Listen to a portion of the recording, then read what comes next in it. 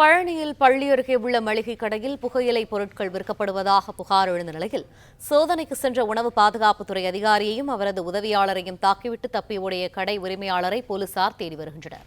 இது தொடர்பான மேலும் விரிவான தகவல்களை எமது செய்தியாளர் பூபதி வழங்க கேட்போம். பூபதி, விரிவான தகவல்கள் என்ன?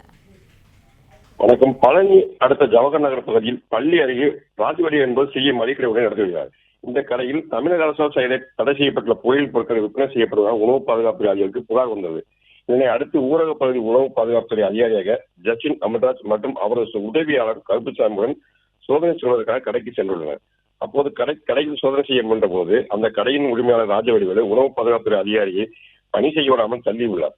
அவர் மாற்றுத்திறனாளி என்பதால் உணவு பாதுகாப்புத்துறை அதிகாரி கடைக்காரர் ராஜவடிவேலு தாக்கியுள்ளார். மேலும் உடன் சென்ற நபரையும் கீழே தள்ளியும் சட்டையை கிழித்துவிட்டு உடனே தாக்கியுள்ளார். தலைநகர் காவல்துறைக்கு உணவு பாதுகாப்புத்துறை அதிகாரி தகவல் கொடுத்தனர். இதனை அறிந்த ராஜவடிவேலு தப்பி ஓடியை தலைமையாகிறார். இந்த சம்பவம் குறித்து வழக்கு செய்யப்பட்ட பழனி காவல் நிலையம் போலீசார் தப்பியோடிய ராஜவடிவேலை தேடி வருகின்றனர். பழனி சோதனை சென்ற உணவு பாதுகாப்பு அதிகாரிகள் தாக்கப்பட்ட சம்பவம் பரவப்படுகிறது. கடந்த 6 மாதங்களுக்கு முன்பு இதே கடைக்காரர் குட்கா விற்பனை செய்து 20,000 ரூபாய் அபராதம் போடப்படும் குறிப்பிடத்தக்கது.